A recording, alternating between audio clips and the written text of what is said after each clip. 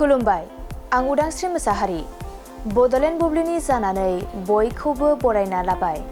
दिनै 20 आगस्ट 2024 नोंथांमोननो बडलेण्ड बुब्लिया दिनैनि साना मा मानि थाखाय मिथिजायो एबा दिनैनि सानाव मा हाबाफारि फालिनाय जायो नोंथांमोननो फारि फारि बडलेण्ड बुब्लिया फोरमायगोन।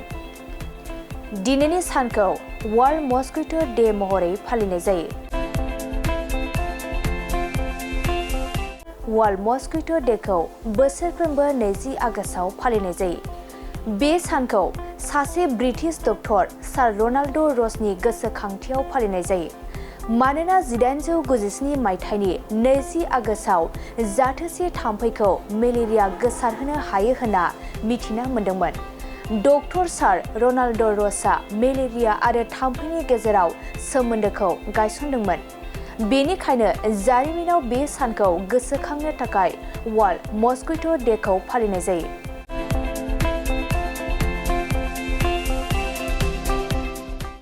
बेनि अनगायैबो दिनैनि सानखौ international day of medical transport,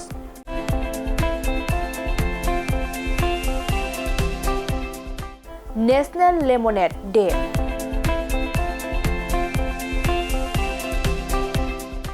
आरो national accessible air travel day महरै फालिनाय जायो।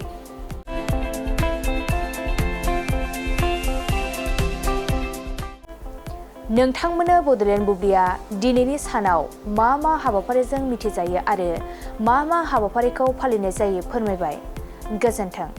मोनसे फोसावथाय, नोंथांमोननि ओनसोलाव सोरबाफोर ड्राग्स एबा फेग्रा मुवाजों नाख्रेबजानानै थानाय सुबुं दं नामा? जुदि नोंथांमोननि ओनसोलाव सोरबाफोर ड्राग्स एबा फेग्रा मुवाजों नाख्रेबजानानै थानाय सुबुं दं, अब्ला नोंथांमोननि थाखाय मोनसे मोजां खौरां। ड्राग्स एबा फेग्रा मुवाजों नाख्रेबजानानै थानाय सुबुंफोरखौ फाहामथाय होनो थाखाय नोंथांमोननि गेजेराव लानानै फैदों मोनसे रिभाइभ रिहाबिलिटेसन सेन्टार। जुदि नोंथांनि नखराव आरो नोंथांनि ओनसोलाव सोरबाफोर ड्राग्स एबा फेग्रा मुवाजों नाख्रेबजानानै दं, अब्ला नोंथाङा रिभाइभ रिहाबिलिटेसन सेन्टाराव फाहामथाय होफैनो हागोन। मंगलदै 1 नं बामुनपारा दरंआव थानाय रिभाइभ रिहाबिलिटेसन सेन्टाराव नोंथाङा ड्राग्स एबा फेग्रा मुवाजों गोदोसोनानै थानाय सुबुंफोरखौ फाहामथाय होफैनो हागोन। नोंथाङा नोंथांनि ओनसोलनि फेग्रा मुवाजों गोदोनानै थानाय सुबुंफोरखौ बे रिभाइभ रिहाबिलिटेसन सेन्टाराव फाहामथाय होनानै सासे राफोद आरो मोजां सुबुं खालामनो हागोन। गोबां बाथ्रा मिथिबावनो थाखाय नोंथाङा 9859262926 60030927006 नैबे होनाय जानबुं नम्बराव खौरां लानो हागोन।